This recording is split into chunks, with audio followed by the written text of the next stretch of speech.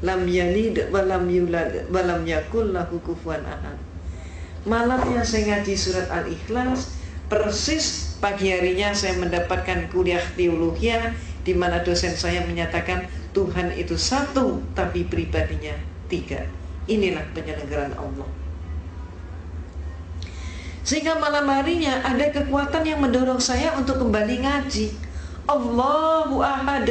Ini yang benar menurut suara hati saya begitu. Maka hari-hari berikutnya saya dialogkan dengan dosen saya. Saya katakan, Pater, saya belum paham hakikat Tuhan.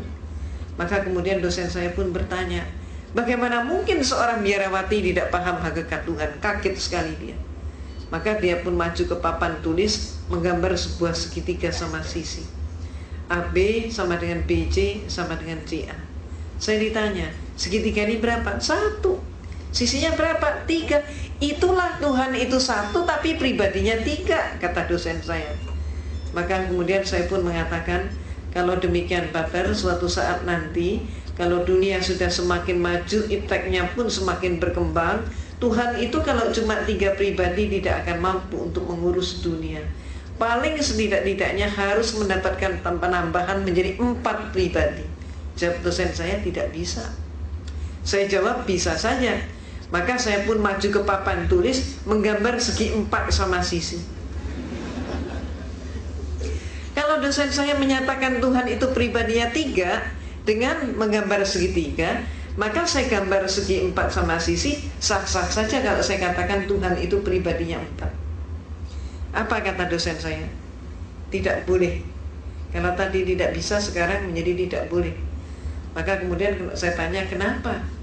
Jawabnya, ini dogma. Dogma adalah hukum atau aturan yang dibuat oleh pemimpin gereja. Maka saya tanya, Pater, kalau saya belum paham dogma itu bagaimana? Dia mengatakan, Anda paham atau tidak, terima saja, telan saja, dan jangan dipertanyakan. Kalau Anda bertanya, kalau Anda ragu, hukumnya dosa.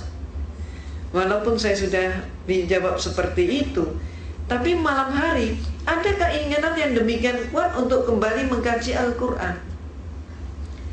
Demikian terus-menerus terjadi, sehingga saya pun semakin ingin berdialog dengan dosen saya tentang masalah konsep Tuhan, tentang masalah tauhid, kalau kita menyebutnya demikian.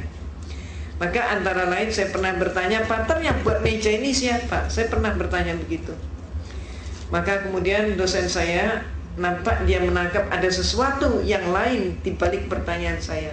Dia tidak mau menjawab, bahkan saya disuruh menjawab sendiri. Dan saya pun menjawab. Saya katakan, Pater, kalau menurut saya yang membuat meja ini pasti tukang kayu.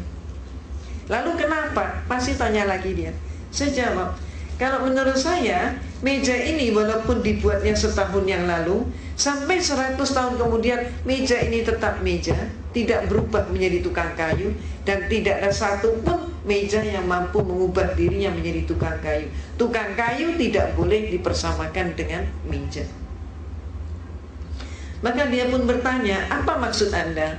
Saya katakan, Pater, menurut pengamatan saya, Tuhan itu menciptakan alam semesta dan seluruh isinya termasuk manusia. Maka ada manusia yang dilahirkan setahun yang lalu, sampai 100 tahun kemudian ternyata dia tetap manusia. Bahkan sampai kiamat pun manusia tetap manusia. Tidak ada satu manusia pun yang mampu mengubah dirinya menjadi Tuhan, dan Tuhan tidak boleh dipersamakan dengan manusia. Malamnya saya ngaji lagi, dan hari-hari berikutnya saya dialog lagi, saya diskusi lagi. Saya pernah menyatakan juga, Pater, siapa yang melantik RB? Saya ditertawakan kali ini. Bagaimana mungkin seorang biarawati nggak ngerti siapa yang melantik RW? Maka saya jawab, sebetulnya saya mengerti. Maka kemudian dia baru terhenyak, dia kaget sekali. Apa sih maksud Anda? Dia tanya. Coba menurut Anda siapa? Coba silakan jawab. Bertubi-tubi saya digitukan. Dan kemudian saya katakan, Pater, kalau menurut saya yang melantik RW pasti eselon di atasnya, lurah ataupun kepala desa. Kalau sampai ada RW dilantik oleh RT, maka jelas pelantikan itu tidak sah. Demikian pula ada 100 orang kopral bermusyawarah untuk mengangkat salah satu teman mereka menjadi seorang jenderal. Yang melantik 99 orang kopral, melantik seorang jenderal untuk menjadi, melantik seorang temannya kopral juga untuk menjadi seorang jenderal. Walaupun yang melantik 99 orang, tetap saja pelantikan itu tidak sah. Apa maksud Anda? Dia tanya. Maka saya katakan, Pater, menurut pengamatan saya, Tuhan itu menciptakan alam semesta dan seluruh isinya termasuk manusia. Manusia hakikatnya sebagai hamba Tuhan. Maka kalau ada manusia melantik sesamanya manusia menjadi Tuhan, jelas pelantikan itu tidak sah. Malamnya saya ngaji lagi, terus seperti itu. Dan kemudian saya diskusi lagi, sampai pada klimaksnya saya bertanya tentang sejarah gereja. Saya katakan, Pater, menurut semua literatur yang saya pelajari dan kuliah yang saya terima, Yesus yang oleh umat Islam disebut Nabi Isa alaihissalam, ternyata Yesus itu untuk pertama kalinya dilantik menjadi seorang Tuhan. Peristiwa itu baru terjadi pada tahun 325 Masehi. Jadi sebelum tahun 325 Masehi, Yesus belum jadi Tuhan. Yang melantik Yesus jadi Tuhan siapa? Yang melantik Yesus jadi Tuhan adalah seorang raja Romawi, yaitu Konstantin. Pelantikannya terjadi dalam rangka sebuah konsili. Konsili ini bahasa Latin Romawi, artinya adalah konferensi, atau istilah kita yang lain adalah muktamar. Terjadi di kota Nizea. Maka disebut konsili Nizea tahun 325 Masehi. Ini untuk pertama kalinya Yesus jadi Tuhan. Jadi sebelum itu dia belum jadi Tuhan. Sayangnya sejarah ini tidak dipahami oleh 98% umat Kristen, walaupun sejarah ini ada di dalam buku-buku mereka. Cuman dengan sengaja pemimpin-pemimpin gereja menutup sejarah tersebut agar supaya umatnya tetap tidak tahu. Kenapa? Kalau sampai umatnya tahu, umatnya akan terguncang sekali kalau mengetahui Yesus diproses dari manusia menjadi Tuhan, dan yang melantik adalah seorang manusia.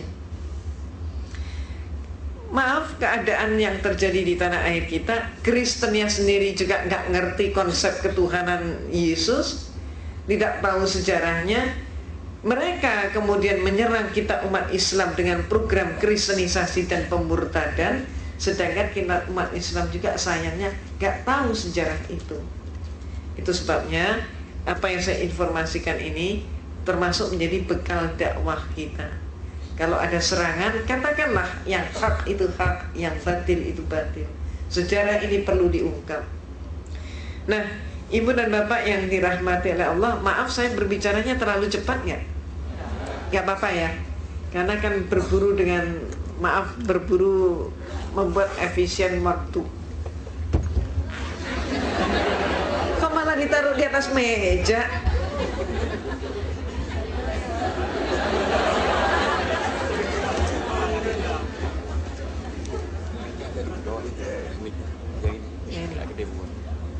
Ya ini udah pas ya.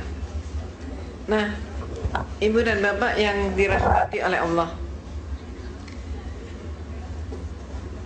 orang Kristen seringkali tidak mengetahui konsep ketuhanan mereka sendiri. Saat ini kita memasuki bulan, kita sedang melaksanakan ibadah puasa. Setelah kita puasa, maka berikutnya lagi kita akan melaksanakan Idul Fitri.